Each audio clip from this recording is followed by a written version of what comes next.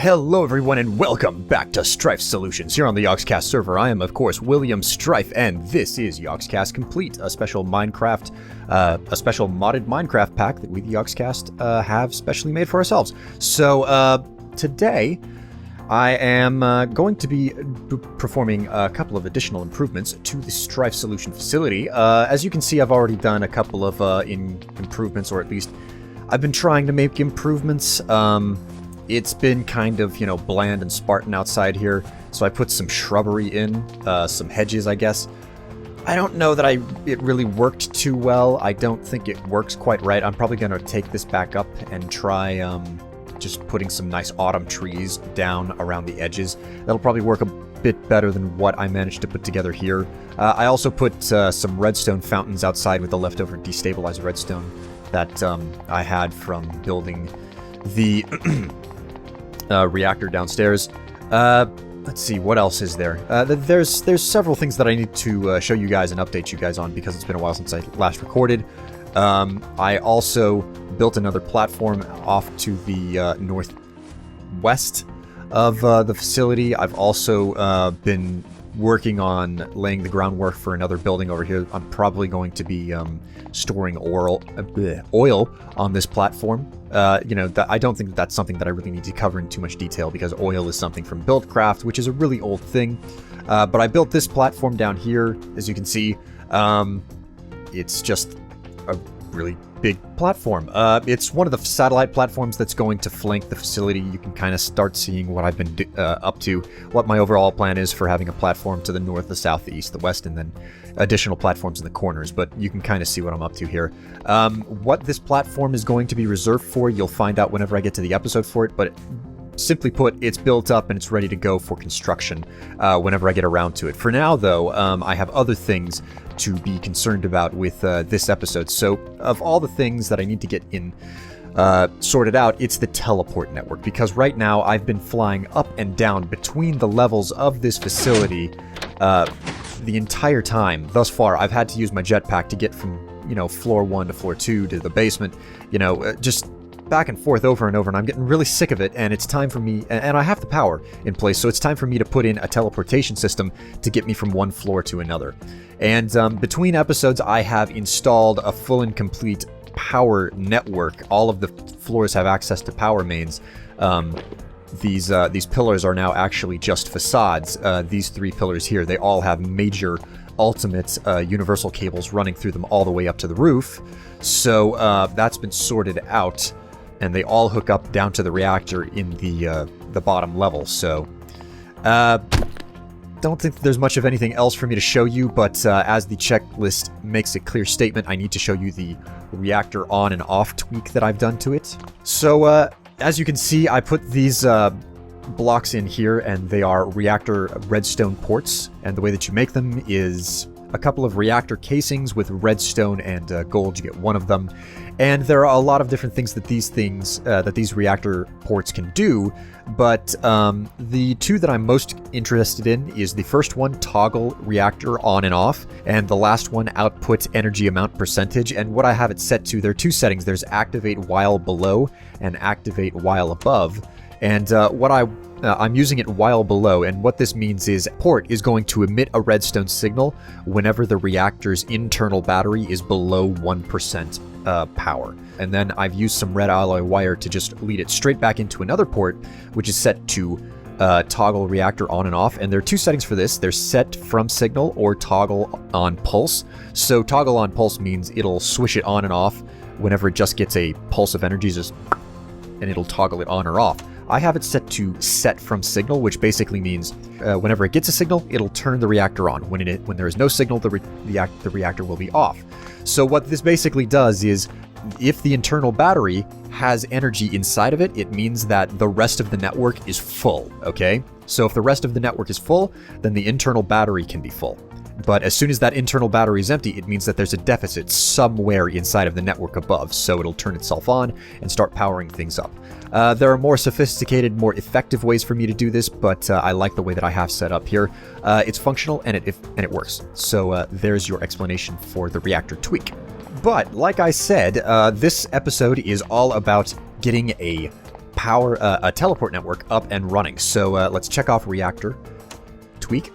So to get the teleport network up and running, I'm going to need ultimate energy cubes, okay?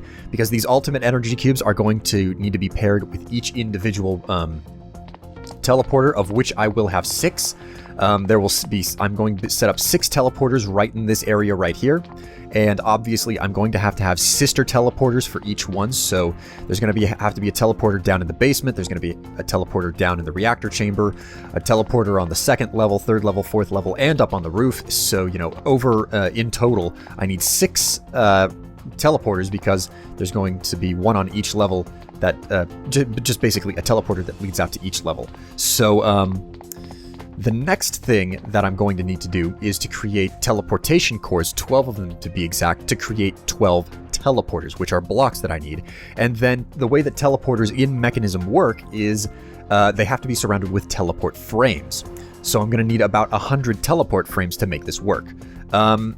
You'll figure it out as I go on here, but it's pretty simple, it's pretty straightforward, not too complicated, so don't worry about it too much.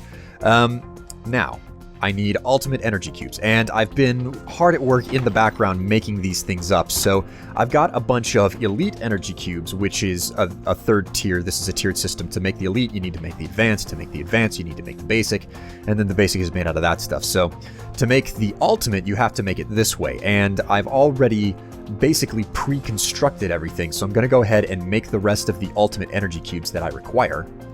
So with that done, I can go ahead and check off ultimate energy cubes. Now, I could make the teleportation cores next and the teleporters, but to be quite honest, I should probably make the teleport frames first, because they take a little bit of extra work to create.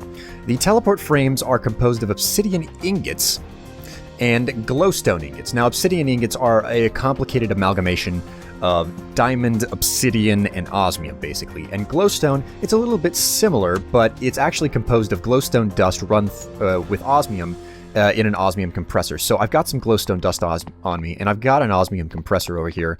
So because this is going to take a little bit of time for me to do, if I go ahead and shut off NEI, you can see that I've already got the upgrades in here. I'm just going to go ahead and dump some glowstone in there, and it'll go ahead and start working. Loud machine, and it'll make me some glowstone ingots. So while I wait on that, now let's get to work on the teleportation cores. Now, the teleportation cores are going to require these atomic cores, lapis lazuli, more diamonds, and gold. Jeez Louise, this is really getting pretty expensive. So let me go ahead and make some atomic cores for myself, because I do have what I need on hand to make the rest of the atomic cores here. Okay, I should have everything I need now. Just go ahead and make myself 12 teleportation cores with the atomic cores, lapis, gold, and diamonds. I just need 12 teleportation cores. That should work. Okay, there we go. 12 teleportation cores, and I've got atomic cores to spare, so I could upgrade these elite energy cubes right now if I wanted to, but I won't.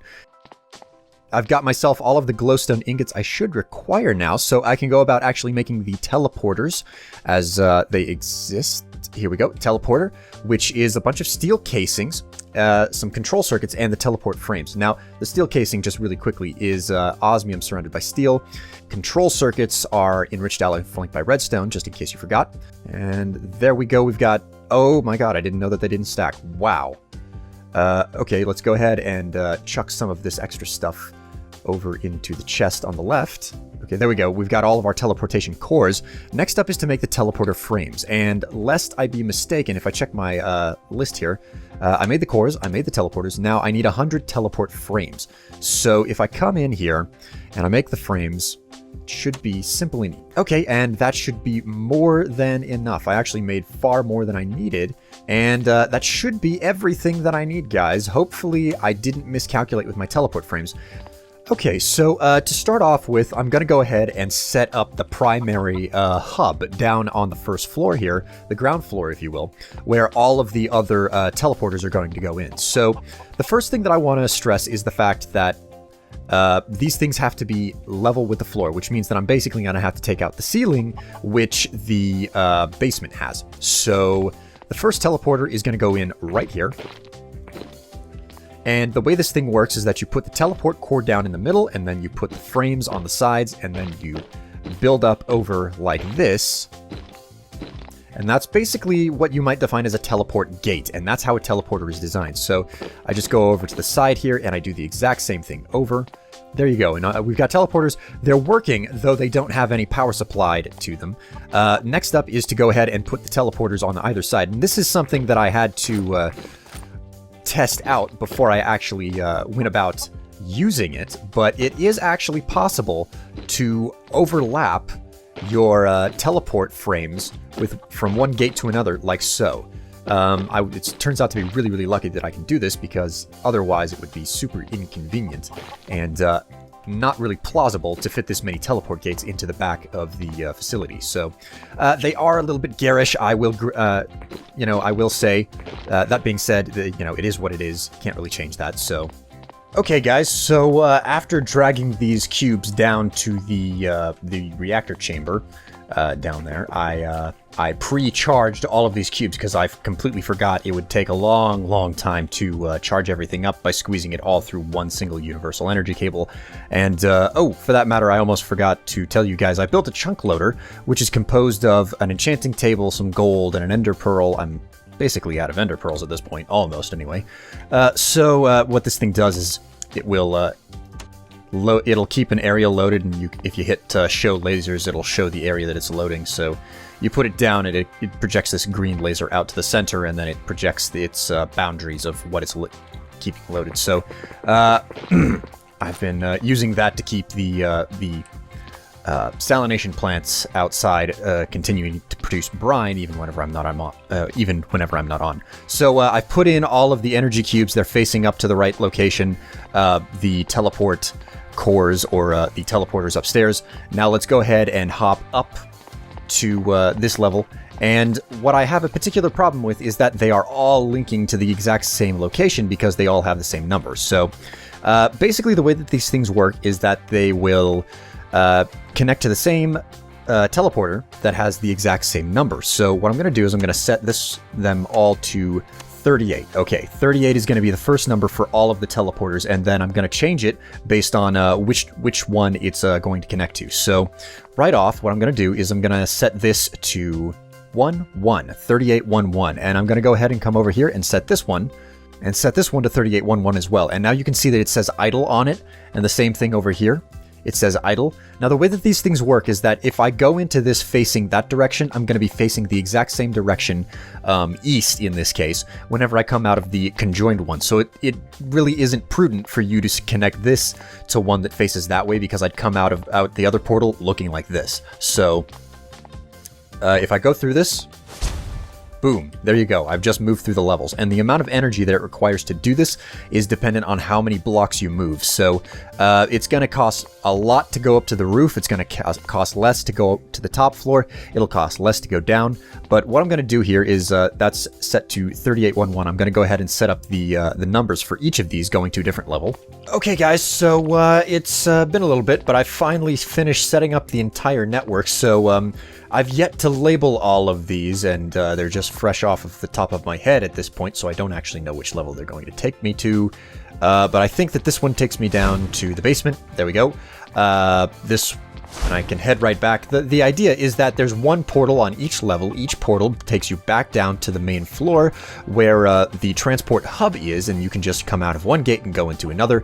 I will put signs or maybe item frames or something above each of these to indicate which level you're going to, because as it currently stands, a lot of these don't have a purpose, given that all of the levels are empty. But for instance, the reactor chamber, that's pretty easy. If I just put, some sort of a block in an item frame that indicates that it's for the reactor, just go ahead and pop through, and I'm down in the reactor chamber. And for that matter, this thing is probably going to be running out of energy at a relatively quick pace, because it's going to be using up a lot of power to fuel these teleporters. And for that matter, I've used this one a couple of times. How much energy have I used up here? Oh, well, hey, not anywhere near as much as I thought. I was thinking that this was going to be an enormous drain on the power network, but it looks like it's a little bit more, well, not just a little bit, a lot more economic than I initially imagined. So I can take this through, and I can do it again, and I can come right over here, pop through to the roof, I have to put a door on this thing, but I have a little pill box that I pop up in. I'll probably use carpenter blocks to make this look a little bit better. And I've also got all of these wires at the top of the roof, because I'm going to need to put in some emergency power generation on the rooftop. It's going to be far insufficient compared to the reactor downstairs, but, you know, having an emergency backup is important because I have run out of power on the solution tower in previous iterations of this base before, and it's not nice when you run out of power. Which is what taught me to always have a backup. Okay, so yeah, there you go, guys. That's pretty much everything on the list, except for one final thing. A Tinker's Construct cleaver. So this may seem a little bit shoehorned and non-essential jammed in, but I figured I might as well cover this very, very quickly. And that is the fact that I need a cleaver from Tinker's Construct, this type of weapon right here, because it has a beheading feature to it. And, you know, because I haven't really gotten into the deep end of Tinker's Construct with the forge and the smeltery and whatnot, I figured it would be something worthwhile covering to show you guys how to make a decently designed weapon and or you know, just basically how to make a decently made piece of equipment in Tinker's Construct without utilizing a smeltery. So I'm going to go ahead and grab some obsidian along with bone and flint. And let's see, what does it take? A cleaver utilizes a plate, the blade, and 2 tough rods. So I'll come over here to my part builder and make myself a tough rod out of bone, a plate out of obsidian, a large blade out of flint, and because there's nothing else to really use, I'll make the second tough rod out of paper. Now, the thing is, these are some of the best materials that you can make a weapon out of without utilizing a Tinker's Construct smeltery. Now, the reason why I need this thing is because it has beheading. And zombie heads are going to come in crucial for a future build. So there we go, primal cleaver. Boom. And this thing has a reasonable amount of durability on it. Chance to behead is 20%, which is the big reason why I want this thing. However, it does give me mining fatigue, which, you know, isn't too desirable. And check this out, the sun is going down. Now, my friends, I am going to leave you with this at the end of the episode. I have managed to build myself a fantastic teleport network inside of the tower, but I have also, at the very, very end, created this slow-moving cleaver so that I can utilize its beheading feature in order to get myself tons of zombie heads, which will come in use in a future episode not that far down the line. So, until next time, I am William Strife here at Strife Solutions. Night is falling, and I have to go and hunt zombies. I'll see you guys later. Bye.